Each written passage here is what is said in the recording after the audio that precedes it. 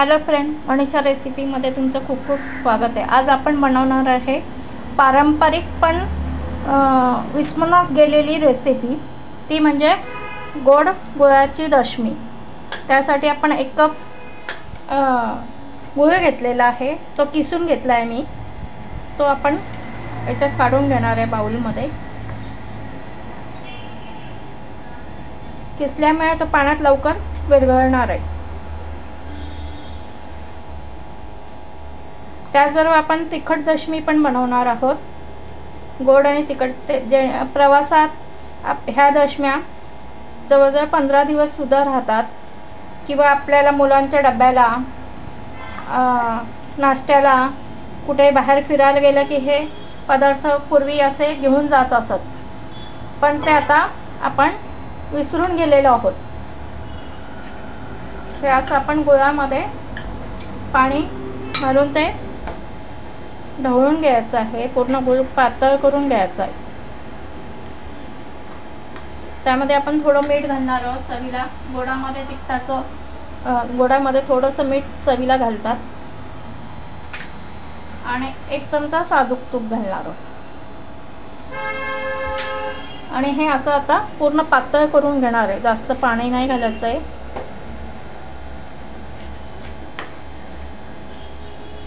हे आपल्याला मुलांच्या टिफिनला द्यायला हेल्दी आहे, आपल्याला खायला हेल्दी आहे। बाहेरचं खाण्यापेक्षा मुलांना हेल्दी केव्हाही घरातलं खूप छान। प्रवासाला जाताना हे असं 10-15 दिवस छान टिकून राहतो दशम्या। तसेच तिखट दशम्या पण तशाच करणार आहे आपण। मुलांना टिफिनला द्यायला सुद्धा हेल्दी नाश्ता आहे हा, किंवा सकाळी आपल्याला नाश्ता म्हणून खायला सर्वांना हेल्दी नाश्ता आहे हा। तर आपण जे विसरलो आहे ते आपण पुन्हा, जुनं ते सोनं या हिशोबाने आपण पुन्हा तेच करतो आहे। पितळाची भांडी वगैरे पुन्हा जुने आपण सगळे रीतिरिवाज परत अंमलात आणतो आहे। त्याप्रमाणे जुन्या रेसिपी पण आपण ट्राय करणार आहोत। हे असं छान वितळून घ्यायचं आहे।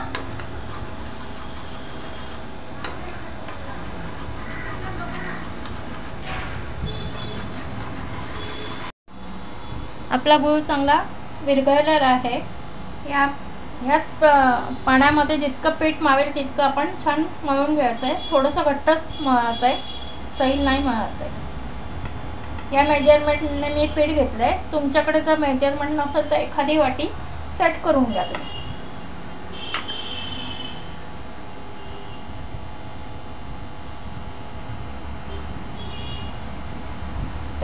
त्या पाण्यात जेवढं पीठ मावेल तसं घ्यायचं आहे आपल्याला।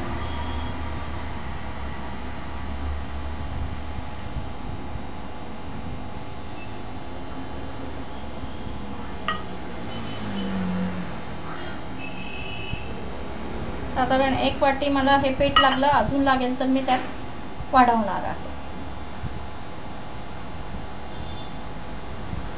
अजून लागणारच आहे पीठ। हे बघा, आपण असा हा गुळ भिजवून घेतलेला आहे। तरी साधारण 1.25 कप पीठ लागलं आपल्याला या मापाने। पिठाच्या जेवढं ते पाणी असतं तेवढं याच्यात थोडंसं घट्टच मळायचं आहे, खूप सैल नाही, मग ती सैल याला लागत। 1.25 कप पीठ घेतले आपण। आता हे 5 मिनिटं आपण रेस्ट करायला ठेवूया। असं रेस्ट करून घेऊ 5 मिनिटं। त्यामध्ये आपण त्याच्यावर खाण्यासाठी चटणी करणार आहोत, तर आपण मिक्सरला चटणी करून घेऊ। या मेजरमेंटने शेंगदाणे भाजून घेतलेले आहे। शेंगदाणे, लसूण घेतलंय, आणि लाल तिखट घेतलंय, आणि मीठ घेतलंय। जिरे घालणार आहोत, आणि थोडी कोथिंबीर। हे असं आपण बारीक वाटून घेणार आहोत। आता आपण या पिठाच्या दशम्या लाटून घेणार आहोत। कोरडं पीठ थोडंसंच घ्यायचं, जास्त नाही घ्यायचंय। आणि आपण लाटून घेणार आहे। या बाजूला तवा तापत ठेवलेला आहे आपला।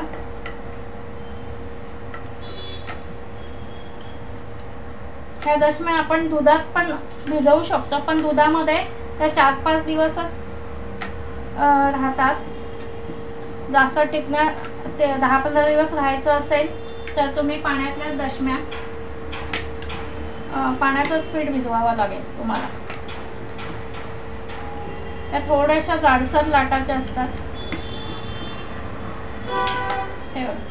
पोळीपेक्षा थोड्या जाडसर लाटाच्या आहेत. याच्या कड्या हे झाल्या, क्रॅक झाल्या तर आपण याच्याने लाटून कापून घ्यायचे. थोडंसं तव्यावर तूप घालायचं आहे फर्स्ट याला.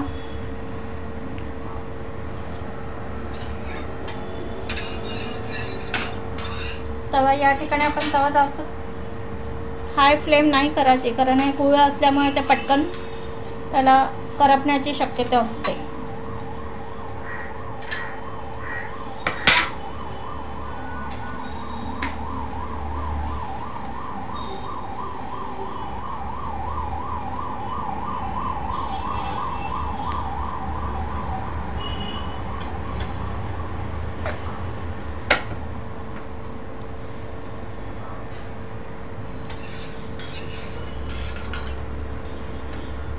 चिकट असल्यामुळे थोडं गुळामुळे चिकट होतं ते.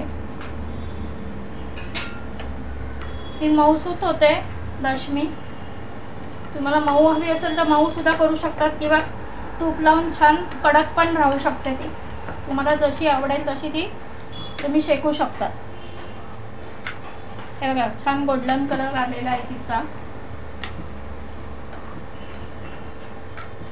आपण असं शेकून घेऊ. आता बारीक गॅस करून घेऊया.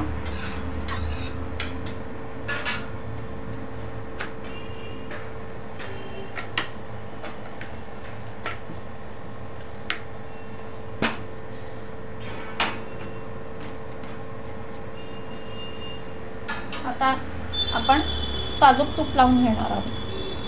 कोणाला तुम्हाला साजूक तूप नको असेल तर तुम्ही तेल पण लावू शकता तुमच्या आवडीनुसार.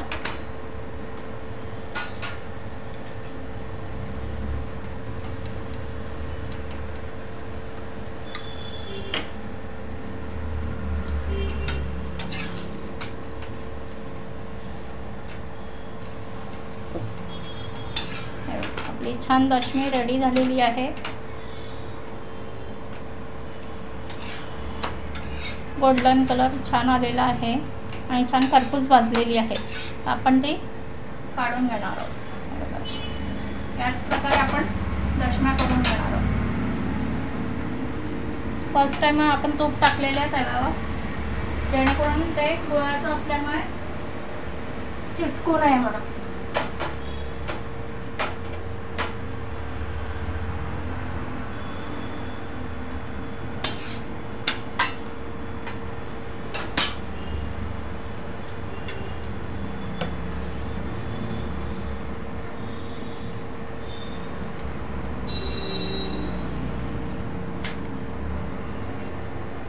दशम्या खायला खूप सुंदर लागतात आणि पौष्टिक आहेत.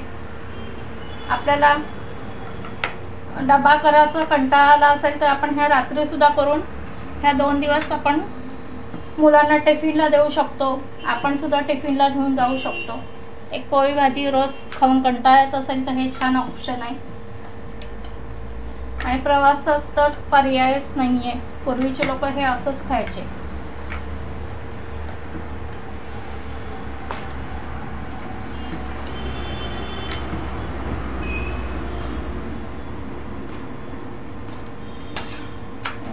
छान शेकल्या जात आहेत आपल्या. आपण आता तूप लावून घेऊया.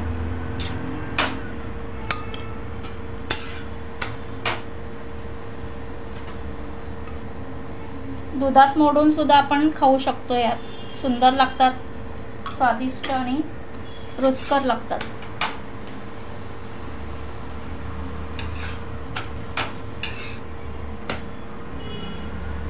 दह्याबरोबर पण छान लागतात. दही कोणी दही बरोबर पण खातात, कोणी दुधात मोडून खातात.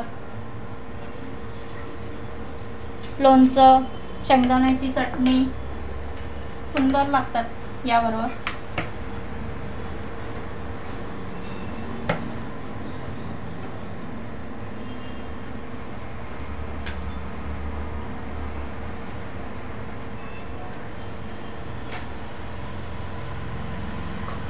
या प्रकारे आपण सगळ्या दशम्या करून घेणार आहोत.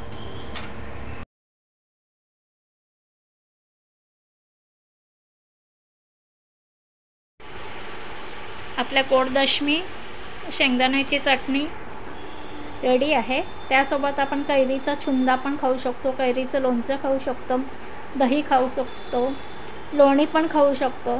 तुमच्या आवडीनुसार तुम्ही काही खाऊ शकता. रेसिपी आवडली असल्यास मित्रमैत्रिणींना शेअर करा, लाईक शेअर आणि सबस्क्राईब करा. नवीन रेसिपी सोबत पुन्हा भेटूया. धन्यवाद.